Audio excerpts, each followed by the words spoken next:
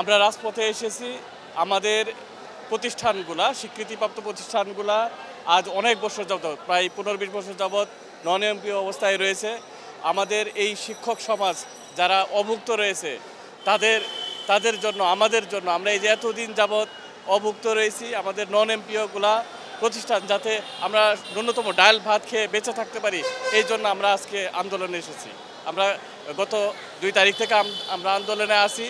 আমরা সচিবালয়ে গিয়েছিলাম, আমাদেরকে বিভিন্ন আশ্বাস দেওয়া হয়েছে, কিন্তু আশ্বাস অনুযায়ী আমাদেরকে সেইভাবে কোনো অগ্রগতি আমরা দেখতে পাচ্ছি না। যে কারণে আমরা বিগত 2 তারিখ থেকে আমরা ডো অর ডাই আন্দোলন নামে আমরা অবস্থান কর্মসূচি ঘোষণা করেছি। আমরা এখানে অবস্থান করতেছি। কালকে আপনাদের যমুনা অভিমুখ হওয়ার কথা ছিল, কিন্তু শেষ পর্যায়ে দেখলাম আপনারা যমুনায় না গিয়ে এই প্রেস ক্লাবের সামনে থেকে আমাদের গতকাল অভিমুখে হওয়ার কথা ছিল, কিন্তু পরবর্তীতে আমরা জানতে পারি যে প্রধান উপদেষ্টা মহোদয়, তারপরে সেখানে কোনো কর্মকর্তা কেউ ছিলেন না। আমাদেরকে এরকম একটা নিউজ দেওয়া হয়। পরে আমরা সেখানে না গিয়ে আমরা এখানে অবস্থান ঘোষণা করি। আপনাদেরকে পরশুদিন বিএনপির পক্ষ থেকে, আজকে ছাত্র শিবিরের পক্ষ থেকে আশ্বাস দেওয়া হয়েছে, কি মনে হচ্ছে? আমাদের বিভিন্ন রাজনৈতিক সংগঠনগুলো আমাদেরকে আশ্বাস দিয়ে যাচ্ছে, আমাদের সঙ্গে একাত্মতা ঘোষণা করতেছে।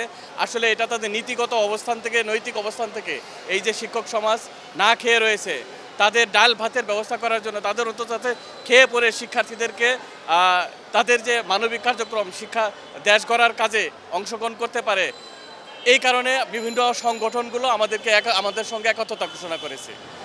আপনারা রাজপথে থাকার কারণে ক্লাস হচ্ছে না, শিক্ষার্থীদের পড়াশোনা নষ্ট হচ্ছে না? আমাদের শিক্ষার্থীদের পড়াশোনা, এটা হচ্ছে সাময়িক সময়ের কারণে একটু সমস্যা হচ্ছে, কিন্তু আমাদের এই যে শিক্ষক সমাজ এতদিন যাবৎ কষ্ট করে যাচ্ছে, এই কষ্টটা আমাদের যদি দাবি মেনে নেওয়া হয়, আমরা এটা উসুল করে দিব। আমরা প্রয়োজনে শনিবারও আমরা ক্লাস করব, ক্লাস করে সেই শিক্ষার্থীদের ক্ষতিটা আমরা পোষণ করে নেব।